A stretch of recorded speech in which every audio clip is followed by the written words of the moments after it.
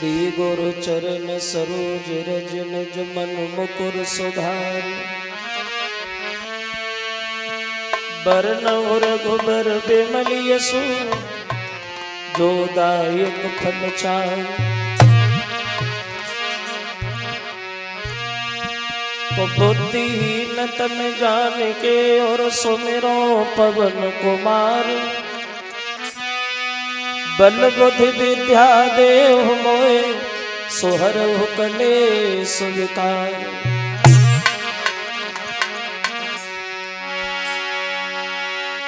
तो पवन तने संकट हरन मंगल मूर्ति रूप। राम लखन सीता सहित हृदय बसो सुरभूप। तो संत हमारी आत्मा और हमें संत सरमोर। सबको सीताराम है सो अपने अपने ठोर।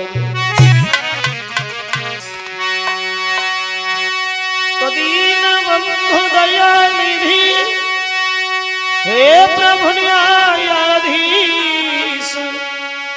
तुम सदा सहायक दीन के मैं तुम्हें नवाऊं शीस। बोलिए गोविंद भगवान की।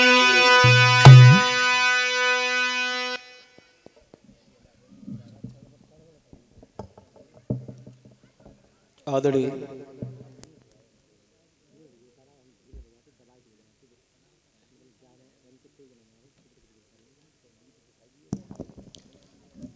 उपस्थित हमारे सभी श्रोता बंधु,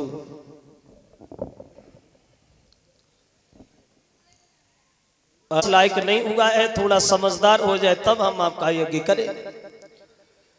लेकिन यही बात सुन ली उस बच्चे की मां तारा ने कि हमारे पति हमारे बच्चे को वरुण के यज्ञ में चढ़ा देना चाहते।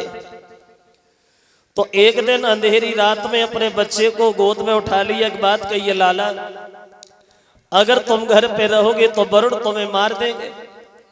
और दुनिया भर में ऐसी कोई भी मां नहीं होगी जो अपने बच्चे को अपने आंखों के सामने आग में जलता हुआ देखे। तुम घर से जंगल में भाग जाओ और जीवन में कभी लौट के घर ना आना। हम यही सोच लेंगे हमारे कुछ हुआ ही नहीं। तो उस बच्चे को उस तारा ने अपने घर से जंगल में भगा दिया। तो इसी बात के बदले में हरिश्चंद्र में वरुण में घर पे युद्ध छिड़ गया। और ये वरुण से हरिश्चंद्र हारे गए, घर पे बीमार पड़ गए। अब हरिश्चंद्र बीमार है, रोहितास वन में भटक रहा है। एक वृक्ष की छाया में बैठ गया रोहितास। मन में सोच लेगा, परमात्मा वैसे तो हम राजा के लड़का है, लेकिन कैसी है किस्मत हमारी जो आज पानी भी नसीब नहीं। तो इस विश्वामित्र के बहनोई अजिगत ब्राह्मण से भेंट भई रोहितास की। और वो ब्राह्मण अपने घर पे ले गए, पूरी बात पूछी, लाला क्या हुआ, काय को वन में घूम रहे हो। तो कहने लगे, महाराज वरुण हमें मार देना चाहते।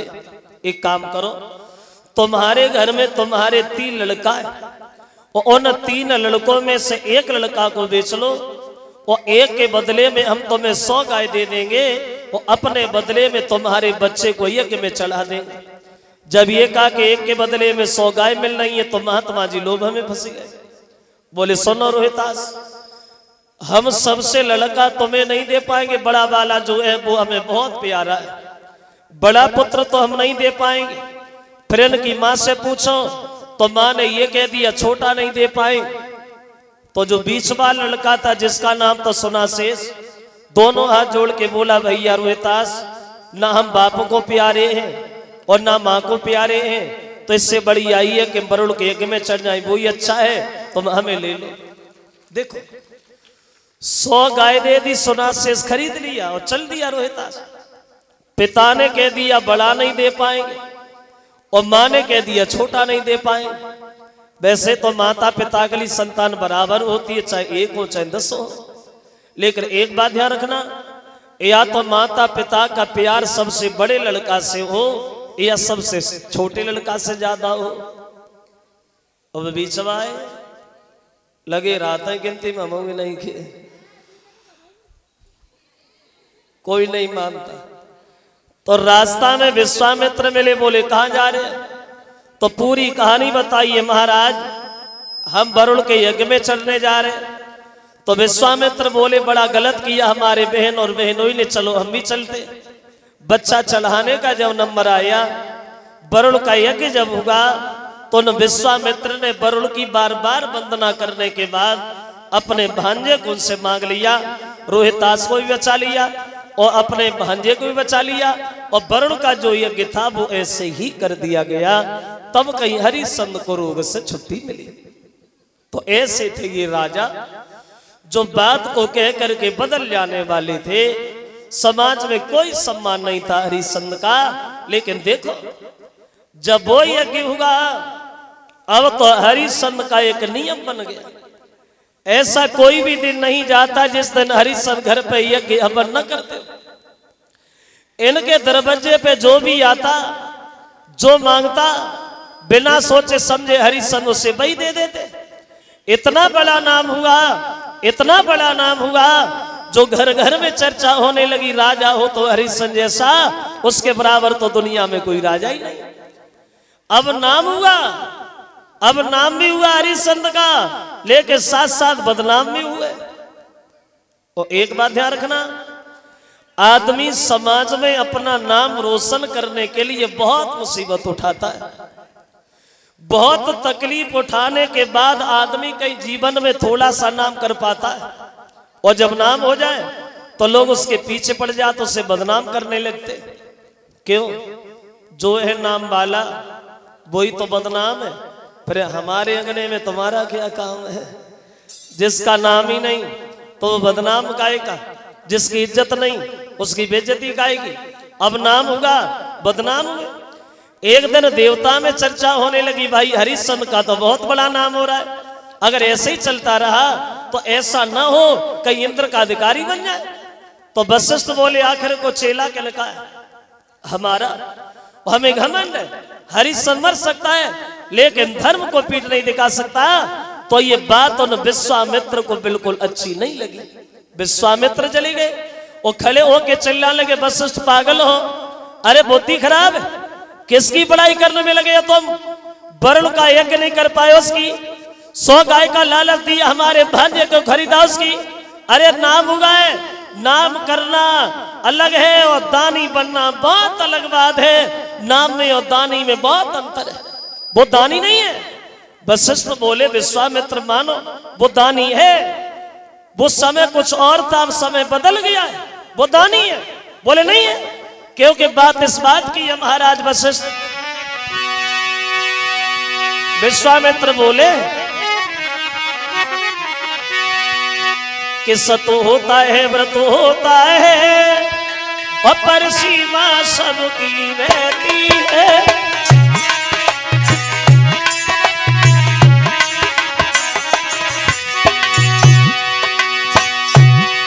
ए महाराज सतो होता है, व्रत होता है, पर सीमा सबकी रहती है। सावन भादों के दिन पकड़ नदियां भी चल के बहती है।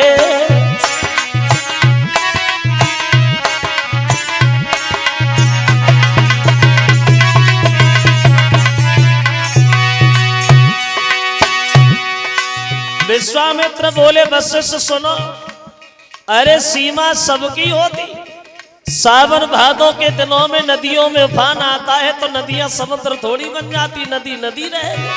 और सुनो, सोना क्या खूब चमकता है, जब तक बैठे बाज नहीं। मुनिवर ये केवल धोखा है कि हरिश्चंद्र की जांच नहीं।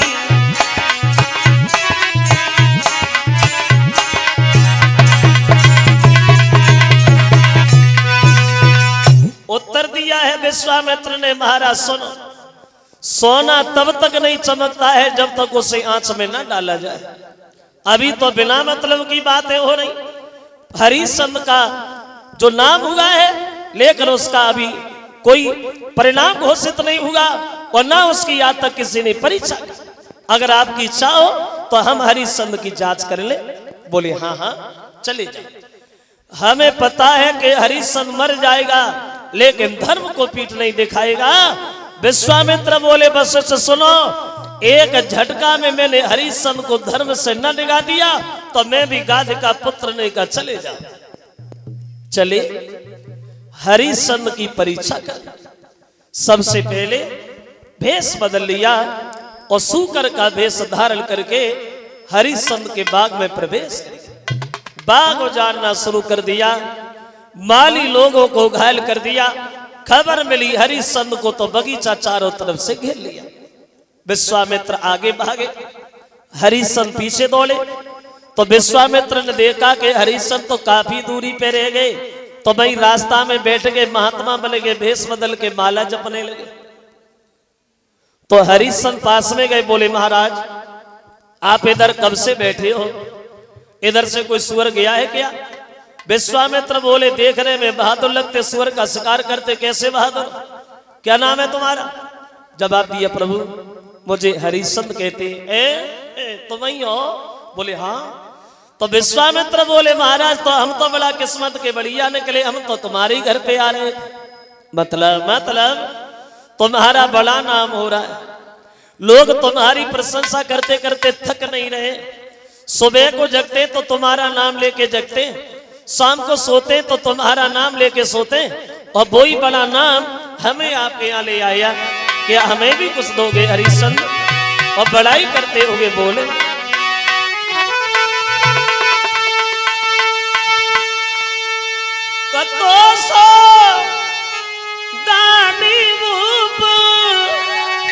और धर्म को रूप और लाए कोई,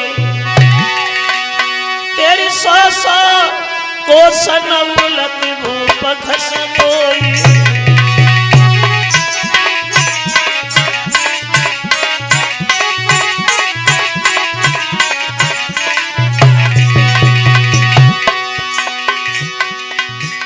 हे महाराज बड़ा नाम हो रहा है तुम्हारा, तुम्हारा नाम हो रहा है, सबका काम हो रहा है, इसलिए तो सबको आराम हो रहा है। तो हरिश्चंद्र दोनों हाथ जोड़ के बोले महाराज सुनो, मेरी बात सुनिए।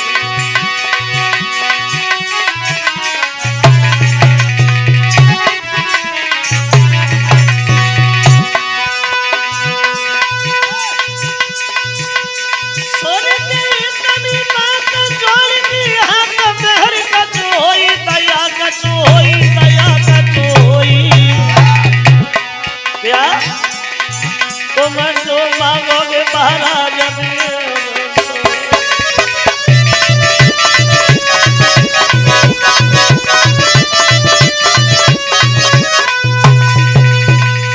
उत्तर दिया है हरिश्चंद्र ने, प्रभु आप हमारी जितनी प्रशंसा करने में लगे हम उसके लायक तो नहीं है, लेकिन हाँ इतना जरूर है महाराज जो भी हमारे घर आता है और जो मांगता है उसे हम वो तो दे देते हैं। तो विश्वामित्र बोले सुनो हरिश्चंद्र हमें धन दौलत की आवश्यकता नहीं, क्योंकि साधु भूखो भाव को धन को भूखो ना है, और जो धन को भूखो फिर सो साधु है ना है। ये महाराज हमें अपने लिए कुछ न दो। फिर बोले हरिश्चंद्र सुनो हमारे घर में गरीबी, और इस गरीबी में कुंवारी कन्या जवान घूम रही है मेरे घर, और हमारे पास इतनी दौलत नहीं है जो अपनी बेटी की शादी करें। हमें अपने लिए कुछ ना दो, सिर्फ हमारी बेटी की शादी के लिए इतनी दौलत दे दो जो हम अपनी बेटी का विवाह कहीं बढ़िया घर में कर सके। तो हरिश्चंद्र बोले महाराज ये कौन सी बड़ी बात, अरे हमने बहुत सी शादियां कराई है, चलो तुम भी करना, चलो घर चलो दूंगा। तो विश्वामित्र बोले हम घर पे क्या करेंगे, यहीं दे दो, यहीं से वापस चले जाए। अभी तो कुछ नहीं है महाराज, बिल्कुल खाली। या तो हाँ शिकार खेलने आए थे सुबह सुबह, कुंजी और लगाम है, इसके अलावा और कुछ नहीं है। विश्वामित्र बोले तो क्या हुआ, कुंजी लगाम ही दे दो, हम तो बड़ा संतोषी महात्मा है, बाकी घर पे भी ले लेंगे, कौन सी भाई है। अब नहीं समझ पाए हरिश्चंद्र और उन्हें वो कुंजी लगाम ही दे दी।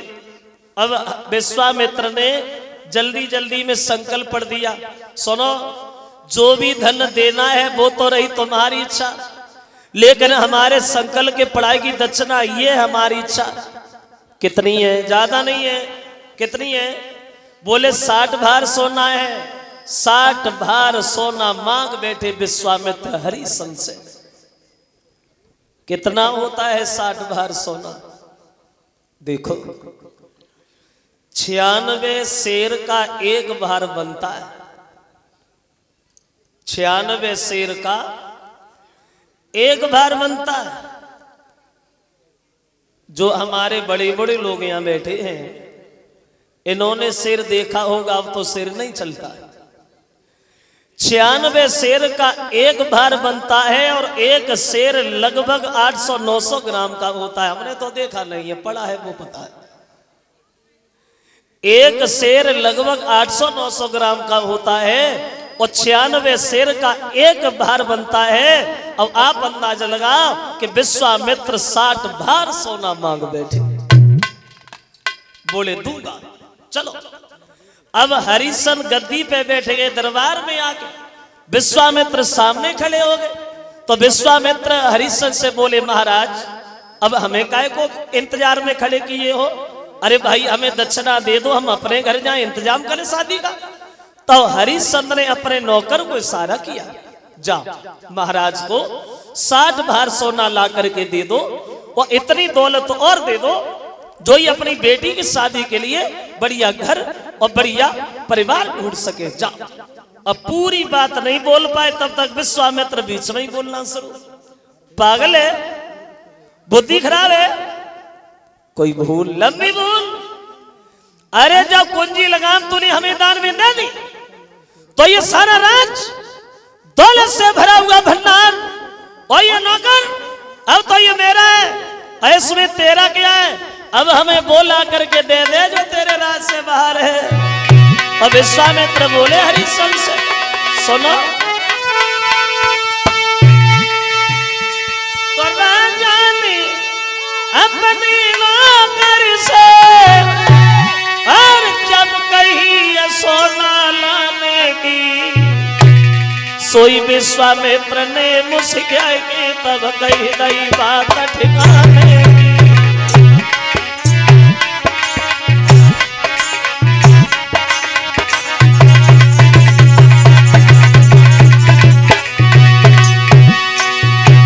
ए महाराज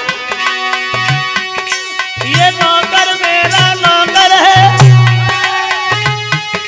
ये नौकर मेरा नौकर है, तू बिना पे हुक्म चलाता है।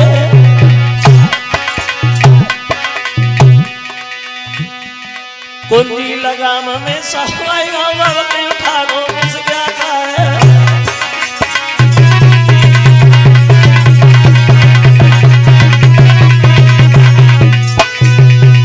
उत्तर दिया विश्वामित्र ने, महाराज सुनो ये नौकर हमारा है, ये दौलत हमारी, ये राज्य हमारा है, अब इसमें तुम्हारा कुछ नहीं है। अब हमें वो दे दो जो तुम्हारे राज्य से बिल्कुल बाहर है। क्या समझे? जो हरिश्चंद्र ने ये शब्द सुने तो हरिश्चंद्र को थोड़ी देर ये होश नहीं रहा कि हम बैठे कहां हैं।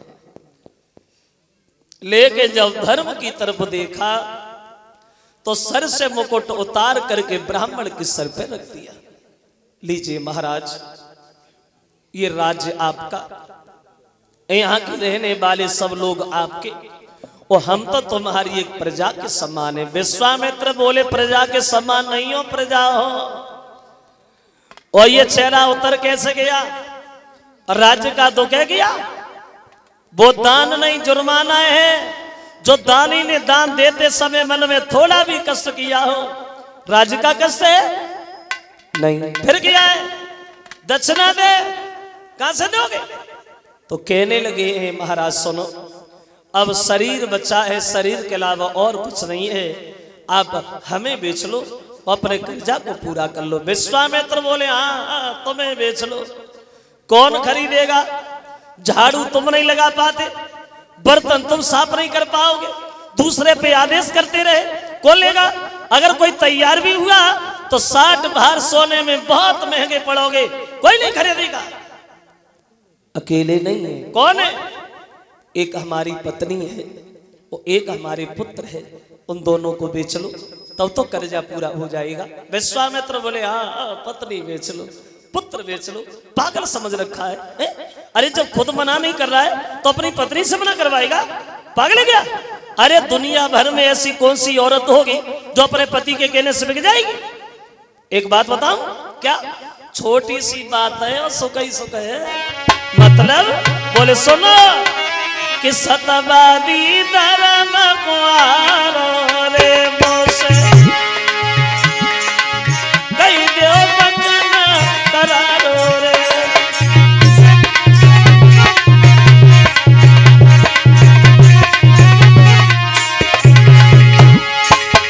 हम छोड़ेंगे द्वार तुम्हारो रे, तेरे घर से करेंगे सिलारो रे।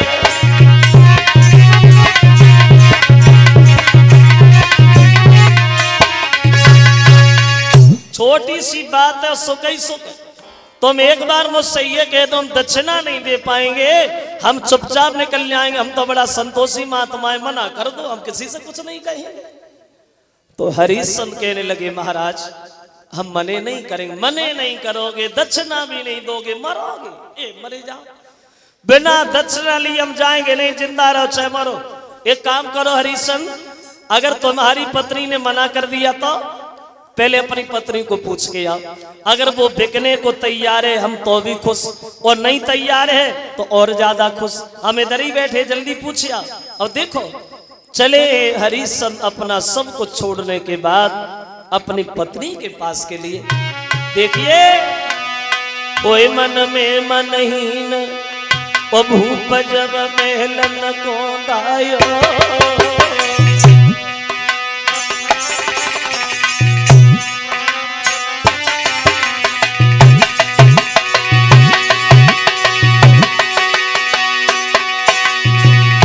चले अरे हुए मन में मनहीन भूप जब महलन को दायो, और हाथ जोड़ के सन्यासी से फिर से बतलायो रे अभी आंगन में जाता हूँ, और प्राणन प्यारी तारा को संग लेके आता हूँ रे। प्रीत की रीति बताई और समझ बूझ तत्काल भूप ने नार नवाई लाई रे। फिर महलन में आयो वो तयावत पति हर नार ने पल वो नवाई दो।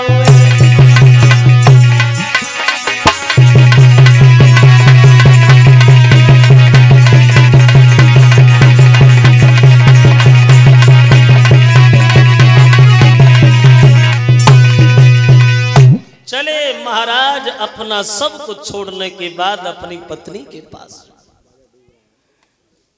जो पत्नी ने अपने पति को आता हुआ देखा तो बड़ा सम्मान किया।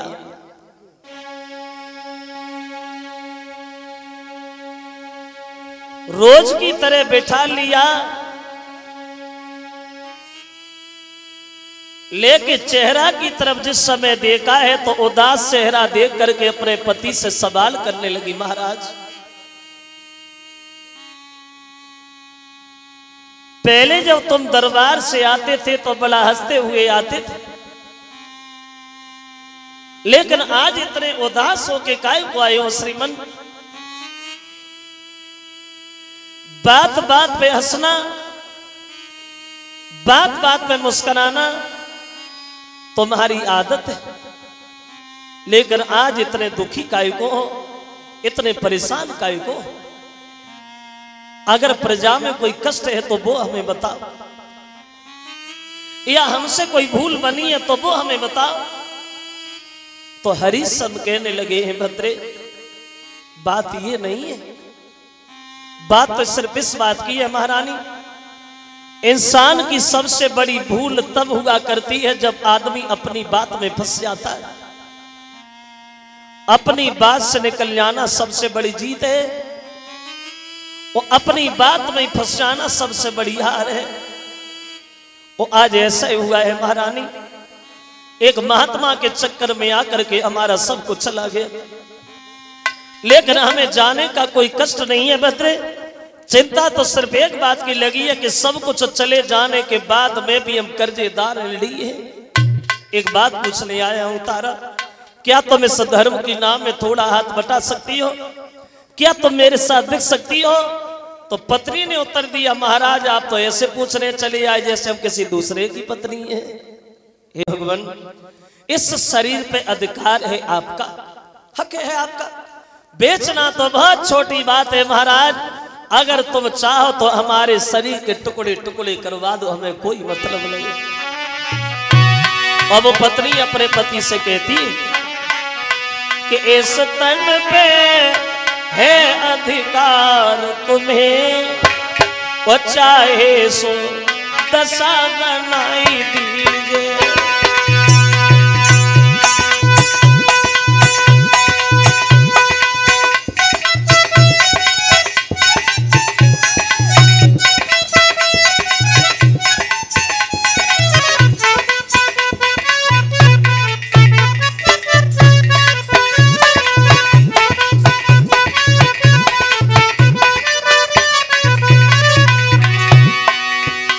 बोली महाराज सुनो,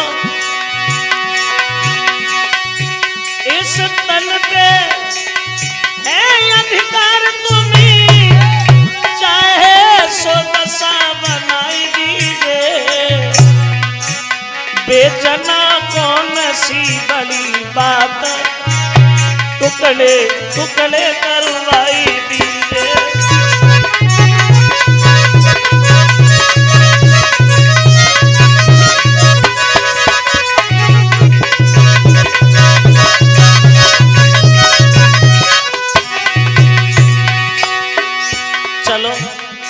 सबसे पहले हमें बेचना महाराज। और बोली चलिए राजा जल्दी चलिए, रानी को तुरंत बेच दीजिए। ब्राह्मण को कर्ज अदा करके रवि कुल की लाज बचाई लीजिए।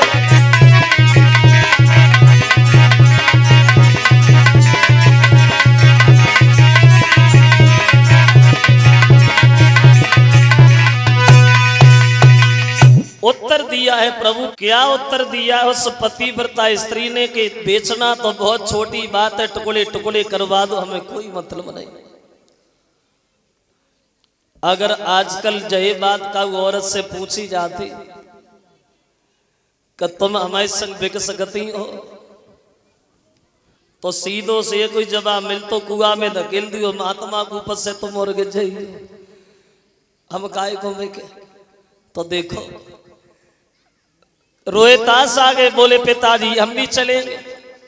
तो हरिशन कहते रानी सुनो, इन वस्त्र आभूषणों पे हमारा तुम्हारा कोई अधिकार नहीं रहा।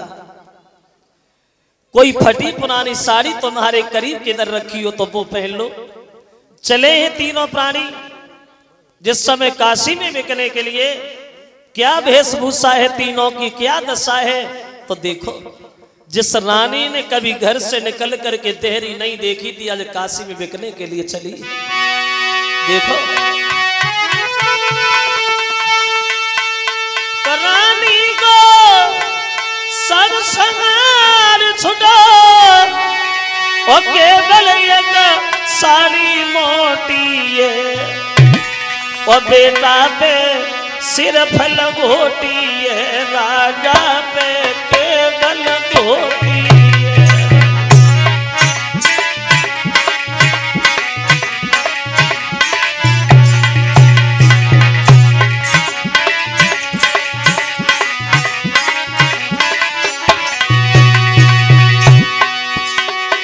क्या दशा है, रानी को सब संगार छुड़ो,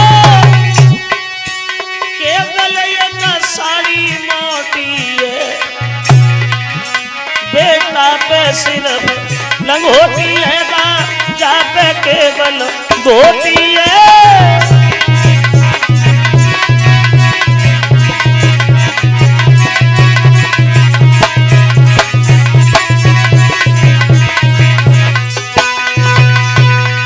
चले तीनों प्राणी काशी में बिकने। बार बार अपनी राजधानी को प्रणाम करते हैं भक्तों और धीरे धीरे आगे बढ़े हैं। नंगे पैर दौड़ रहे हैं, धूप पड़ रही है। विश्वामित्र फिर भी आवाज लगा रहे, बड़े आ, अरे जल्दी बड़े आ, ऐसे कब तक पहुंचोगे? काशी बहुत दूरी है, जल्दी जल्दी आ। पानी नहीं पिया, और जब पानी नहीं पिया तो वो रोहितास जो है वो प्यास के कारण बेहोश होकर जमीन पे गिर गया। और जब रोहितास जमीन पे गिरा तो विश्वामित्र पीछे लौटे आए। क्या हुआ? ये लड़का जमीन पे कैसे गिर गया? अरे मर गया क्या? कहने लगे नहीं महाराज, मरा नहीं है, प्यास के कारण बेहोश हो गया। अभी बेहोश हुआ है और थोड़ी देर बाद मर जाएगा, और मर जाएगा तो तुम्हारा क्या बिगड़ जाएगा? अरे नुकसान तो हमारा है, तुम तीनों में से एक भी मर गया, कौन देगा हमारे संकल के पढ़ाई की दक्षिणा? कमंडल ले ले, पानी पिला ले, जिंदा बना रहे, मरे लाए। बोले हम पानी नहीं पिलाएंगे। तुम क्यों पिलाओगे? हम पिलाएंगे ना, नुकसान तो हमारा है। देख लिया रोहितास, तेरे बाप के दिल में तेरे लिए कोई तरस नहीं है, लेकिन तेरा तरस मुझसे नहीं देखा जाता। ये कमंडल ले लो, पानी पी लो, जिंदा बने रहो, मरो नहीं। तो रोहितास कहने लगे बाबा जी कुछ नहीं करेंगे, मर जाओगे, पानी पी लो। बोले बाबा जी हम पानी नहीं पिएंगे। क्यों नहीं पियोगे? तो बोले सुनो। तो रोहित ने जवाब दो, वह ब्राह्मणी आप तो ज्ञानी,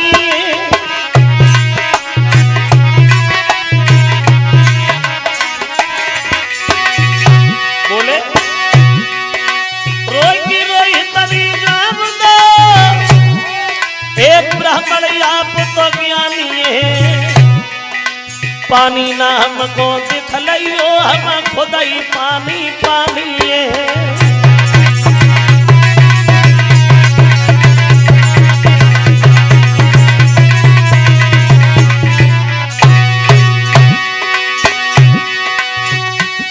पानी की हमें जरूरत नहीं, हम खुद ही पानी पानी है।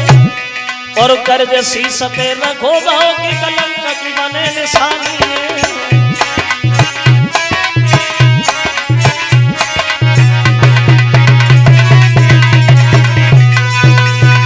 उत्तर दिया है महाराज हम पानी तब तक नहीं पिएंगे जब तक हम तुम्हारे कर्जा को अदा नहीं कर लेते, क्योंकि वो इंसान कभी समाज में सर उठा के नहीं चल पाता है जिसके सर पे कर्जा होता है। हम तब तक पानी नहीं पिएंगे महाराज जब तक तुम्हारे कर्जा को पूरा नहीं कर लेते। विश्वामित्र बोले तो अब लेटे काय को, उठो, काशी बहुत दूरी है। फिर उठे, फिर भागने लगे, भागते गए, पहुंच गए काशी में। तो विश्वामित्र ने तीनों को एक तरफ खड़ा कर दिया और गांव में आवाज लगाने के लिए निकल गए। सुनो गांव के लोगों, आज तुम्हारे काशी के बाजार में 3 प्राणी बिकने को आए। उम्र में अंतर है, कीमत में कोई अंतर नहीं। एक लेना चाहते हो 20 बार सोना, 2 लेना चाहते हो 40 बार सोना। जिस किसी सज्जन को लेना हो वो हमारे पास चलाए। जब आवाज लगाई विश्वामित्र ने गलियों में, देखिए, और बोले कि 3 प्राणी खड़े आज बिकते यहाँ, लेने वाले न आए तो मैं क्या करूं।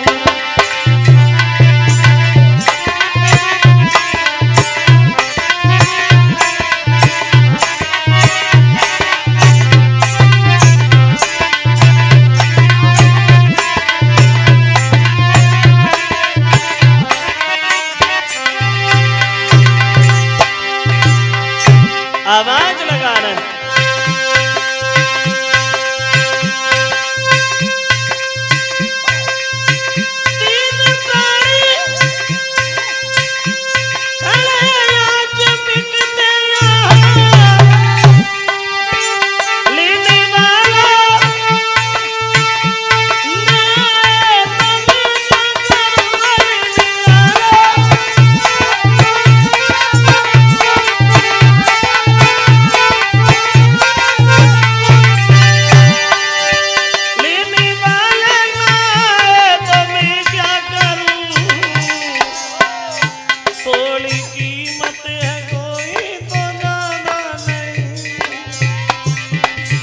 तुच्छ कीमत है कोई तो ज्यादा नहीं, फिर भी ले ना सके तो मैं क्या करूं।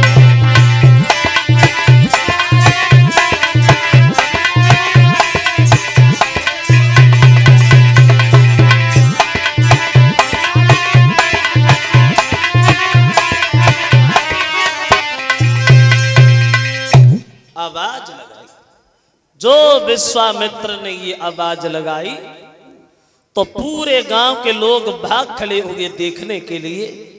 ऐसी कौन सी मुसीबत है जो 3 प्राणी बिकने आए। और श्रोताओं, देखने वालों की तो भीड़ बहुत इकट्ठी हो गई, लेकर खरीदने वाला कोई नहीं है। हरिश्चंद्र सबके चेहरा की तरफ निहार रहे, कोई तो कुछ बोले लेकिन कोई कुछ नहीं बोल रहा। जैसे जैसे दिन ढलता जा रहा है वैसे वैसे हरिश्चंद्र का चेहरा उतरता जा रहा है।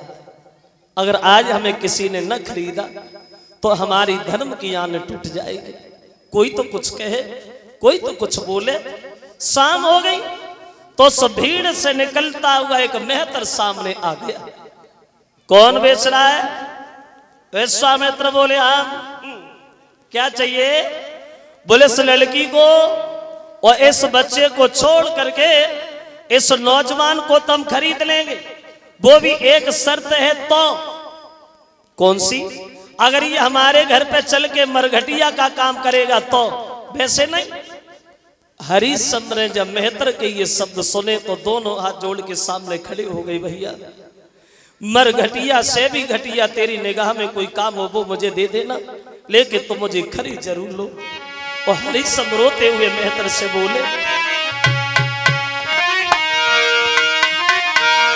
कि आँखें ना धूप के नीर वो जानी कहा लिखी है कर्मन में।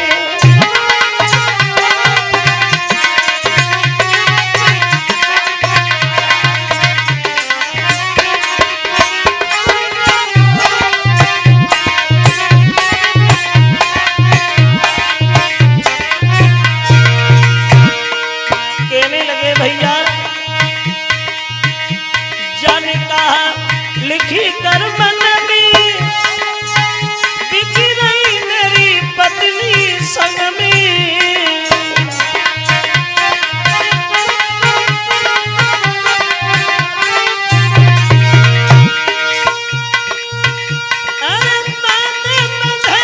दिल में धीर जाने कहा लिखी कर मन में।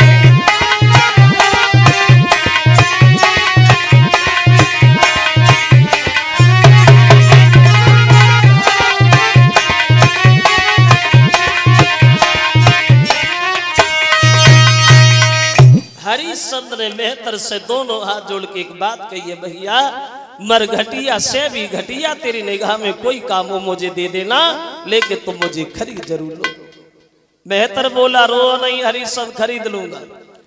ये बात चल ही रही है, तब तक एक ब्राह्मण वहां आ गया। इस लड़की को और इस बच्चे को हमें दे दो।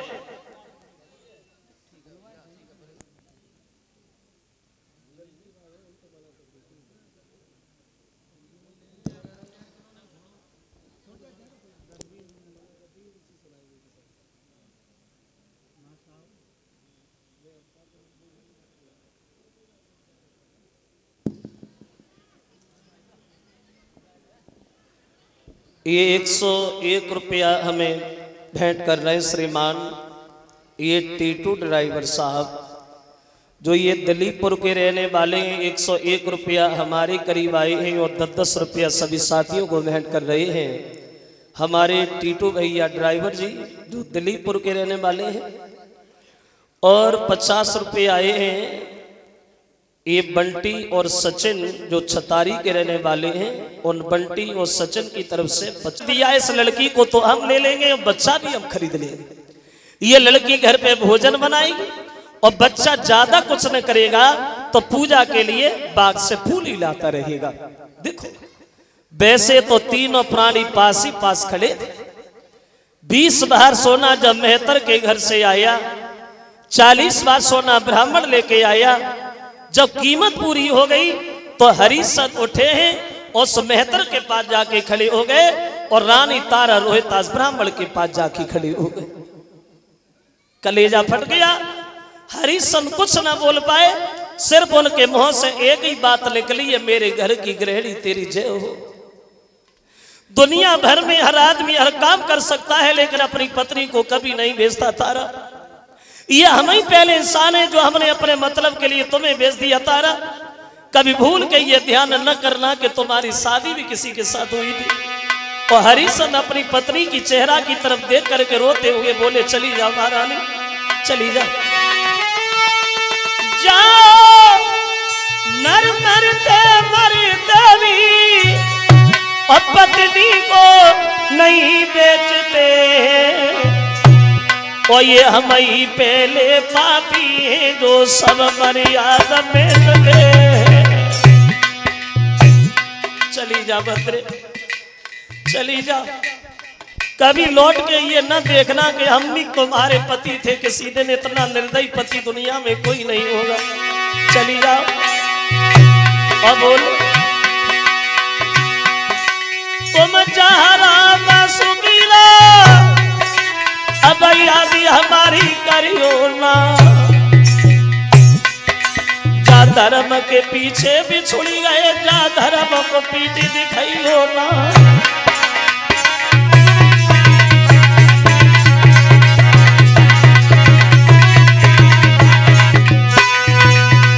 उत्तर दिया है, रानी तुम जहाँ रहना मां सुखी रहना। कभी भूल के ये ध्यान न करना कि तुम्हारी शादी भी किसी के साथ हुई थी। तारा ने जब ये शब्द अपने पति के सुने तो तारा रोने लगी।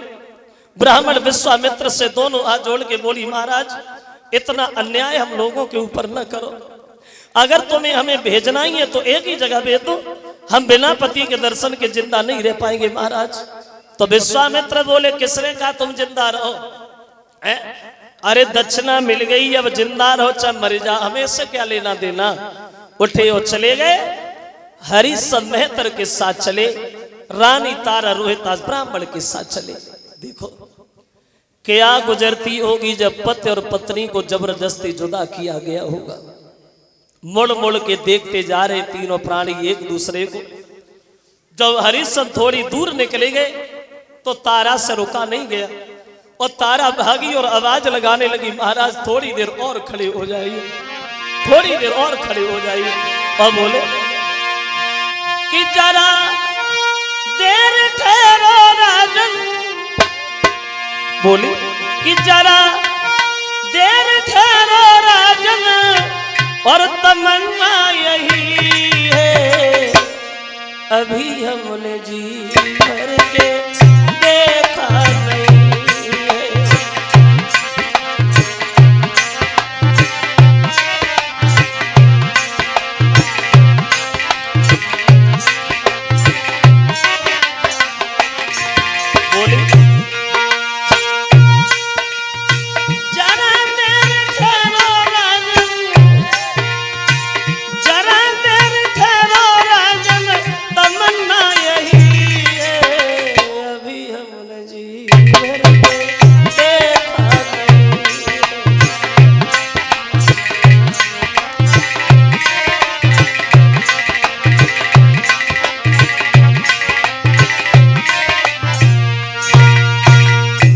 हरिश्चंद्र अपनी पत्नी को समझाने लगे, तारा रो ने मोह जाल में फंसना अब हमारा तुम्हारा अज्ञानपन है तारा, चली जाओ। चली आई है इधर अपने बच्चे को साथ लेकर के ब्राह्मण के घर वो रानी तारा, और हरिश्चंद्र जो है वो मेहतर के घर चले गए। पूरी रात लेट करके विश्राम किया है हरिश्चंद्र ने। और जब सवेरा हुआ तो मेहतर सामने जाके खड़ा हो गया। क्या हो रहा है?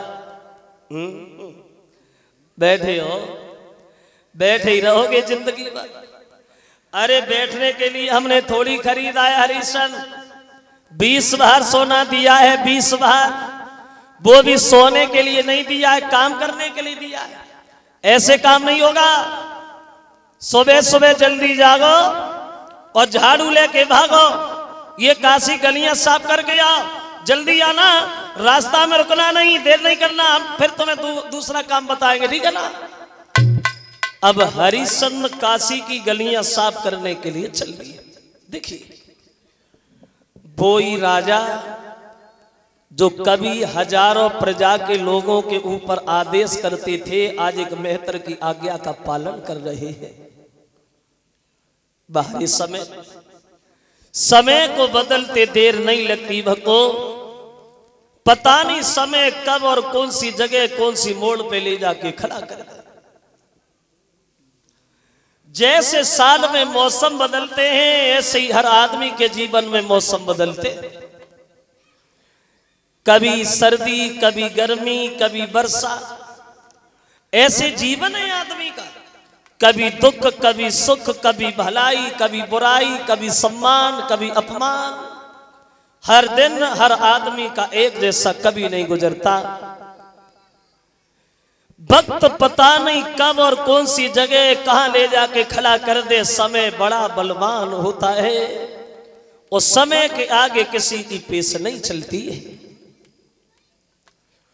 देखा होगा आप लोगों ने, जो हमारे बड़े बड़े लोग यहाँ बैठे हैं, इन्हें ज्यादा अनुभव होगा अपने जीवन में। जिन लोगों के घरों में सुबह का भोजन करने के बाद शाम का इंतजाम नहीं हुआ करता था, आज जो लोगों के घरों में देखो तो दौलत से भंडार भरे हुए हैं।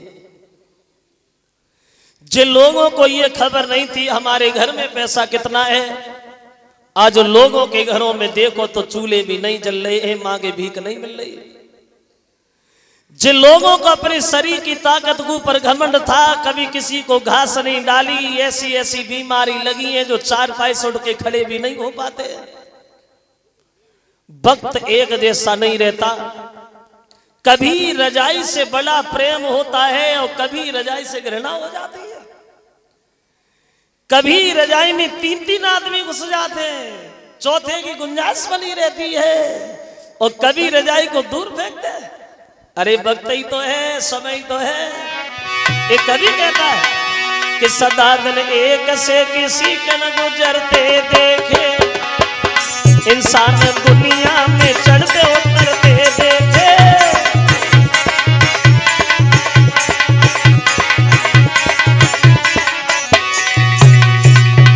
वक्त देखो, वक्त की बलिहारी देखो।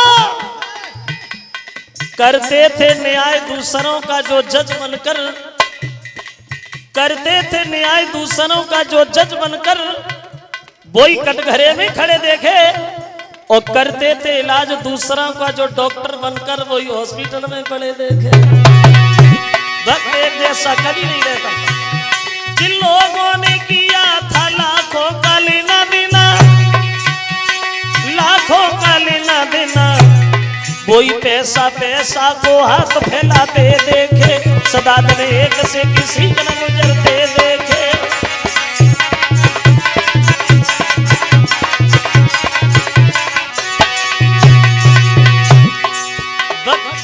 समय एक दिन रावण ने 10 दिशा जीत नहीं, एक दिन 10 शीश पड़े रहे रण में। देखिए वह भी वक्त था रावण का। एक दिन रावण ने 10 दिशा जीत ली, एक दिन 10 शीश पड़े रहे रण में। एक दिन श्याम सुंदर भागी गई आधी रात, एक दिन कंस को पछाड़े लो छिड़ा।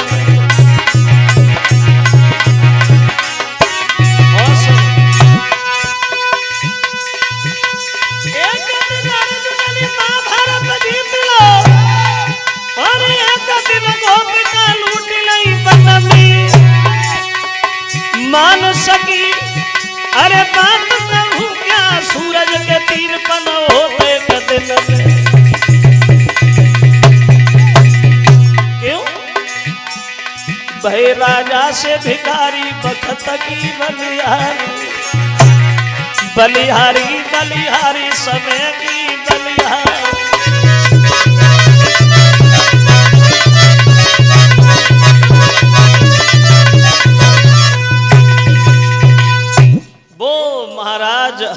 हरिश्चंद्र पूरे दिन लगे रहे काशी की गलियों में। शाम जब भई तो मेहतर के सामने जाके खड़े हो गए। मेहतर ने देखा, आ गए। हाँ, ऐसे ही काम करना सीख लो हरिश्चंद्र, आदत डालो, डालनी पड़े। और ये भोजन रखा है, भोजन करके आराम नहीं करोगे। हम अभी जा रहे हैं और अभी आ रहे हैं और तुम्हें दूसरा काम बता रहे हैं। देखिए, भोग नहीं लगा पाए। विश्वामित्र ने देखा कि भोजन कर रहे हो हरिश्चंद्र, और हमने ये कसम खाई है तुम्हारे गुरुजी से कि हम तुम्हें धर्म से डिगा के ही मानेंगे, भोजन करने ही नहीं देंगे। अंधे बने, वो अंधे बनकर के सामने रोने लगे। भैया 3-4 दिन हो गए, अन्न नहीं मिला, भूखे मारे जान जा रही है, किसी को दया नहीं है, कुछ हो तो हमें दे दो। तो हरिश्चंद्र ने मन में एक विचार किया, हम एक दिन के भूखे, ये 3-4 दिन का भूखा है। अपना भोजन लिया, उन्हें दे दिया, खुद पानी पी के ही पेट भर लिया। दूसरे दिन उतनी मेहनत फिर करी, लेकिन जब भोजन आया तो विश्वामित्र सामने। 1-2 दिन नहीं भक्तों, हरिश्चंद्र को 26 दिन हो गए, विश्वामित्र ने अन्न का दाना पेट में जाने ही नहीं दिया। शरीर सूख करके कांटा हो गया, पैदल चल नहीं पाते हैं।